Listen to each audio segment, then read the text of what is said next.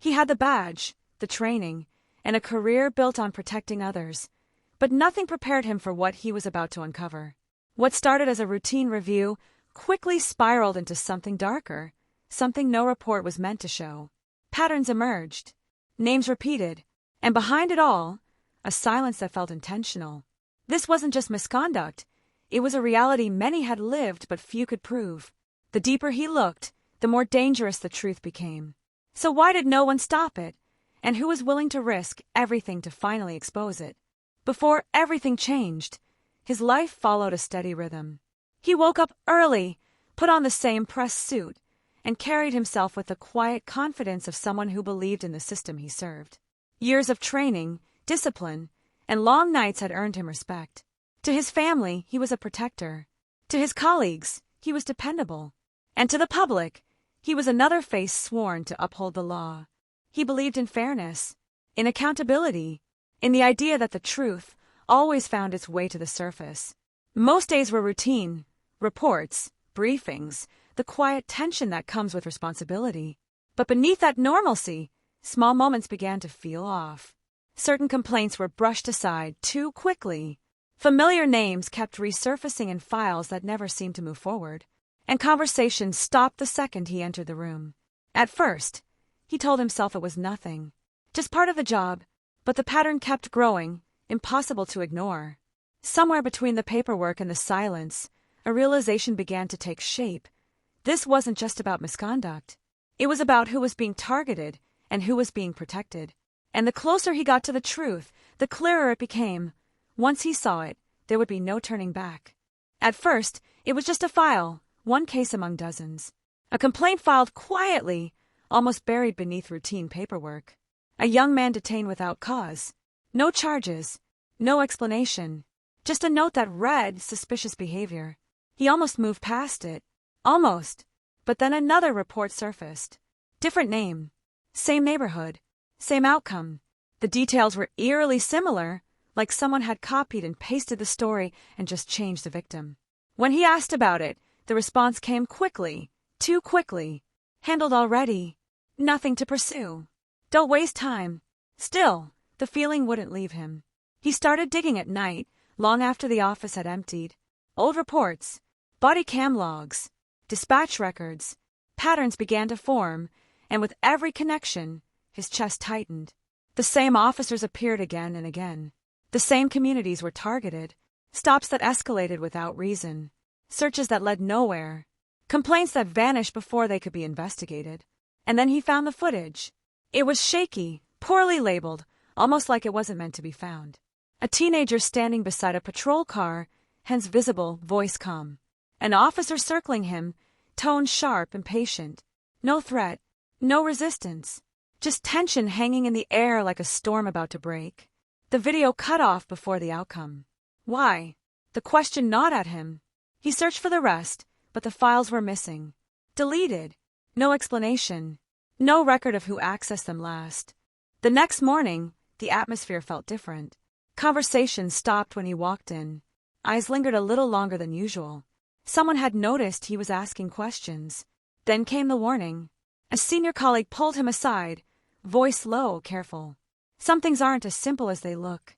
Let it go. No anger. No threats. Just a quiet insistence that sounded more like fear than advice. But he couldn't stop now. More stories surfaced. Families who said their complaints were ignored. Witnesses who were never interviewed. Victims labeled as aggressive before anyone heard their side. Each account added weight, building a picture no one wanted to acknowledge. And then, one night, everything shifted. He received an anonymous message. No name. No explanation. Just a single line in a file attachment. Look at this before they erase it too. His hands hesitated before opening it. The footage that followed was clearer than anything he'd seen before. An encounter escalating for no visible reason. A voice raised. A push. Panic. And in the background, someone pleading for it to stop. He paused the screen, heart pounding. This wasn't just misconduct anymore. This was something bigger, systemic, repeated, and protected by silence. But one detail sent a chill down his spine. The timestamp was recent. Very recent. Which meant this wasn't history. It was still happening. And if someone had sent this to him, they were either asking for help or putting him directly in the line of fire. The room was silent except for the hum of the screen. He sat there, staring at the footage, replaying it again and again, hoping, almost praying, he'd miss something. A threat, a reason, anything that could justify what he was seeing. But there was nothing.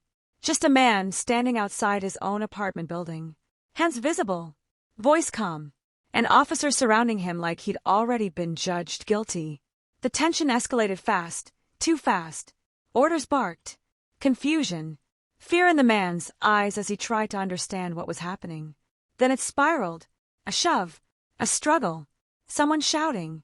The camera shook violently, but the sound was clear. Panic.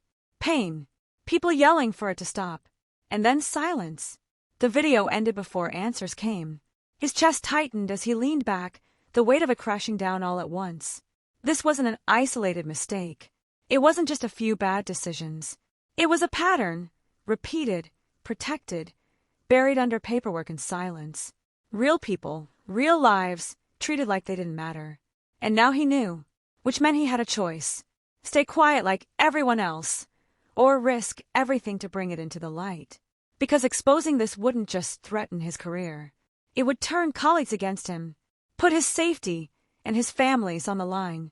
The system didn't protect people who spoke up against it. His phone buzzed suddenly, breaking the silence. An unknown number. One new message. "We know you've been looking." His heart started pounding. This wasn't just about justice anymore. Someone was watching him. He didn't sleep that night. The message kept replaying in his mind. The footage. The patterns. The faces of people who had trusted the system, only to be ignored by it. By morning, the choice was clear. Silence would make him complicit. So he documented everything. Every report, every missing file, every piece of footage that was never meant to be seen. He followed procedure, handed the evidence to internal investigators, and prepared for the fallout he knew would come. And it did. Colleagues grew distant. Conversations stopped when he entered a room. His loyalty was questioned, his motives picked apart. But outside those walls, something else was happening. Families began speaking out. Old cases were reopened. Community leaders demanded answers. The silence that once buried these stories started to crack. The system didn't change overnight. Accountability rarely does. But one decision, to look closer, to refuse to ignore what was right in front of him, shifted something. It forced a conversation many people had spent years avoiding. Because this wasn't just about one officer, one department, or one moment caught on camera. It was about a reality countless people live with every day, the fear of being judged, targeted, or dismissed because of who they are. Stories like this don't begin or end with a single headline. They echo through communities, shaping trust, shaping lives. And the truth is, progress only starts when someone decides the risk of speaking up is smaller than the cost of staying silent. So now the question isn't what happened. The evidence exists. The stories are being told. The real question is, how many more voices have to fight to be heard before justice stops being the exception and finally becomes the rule?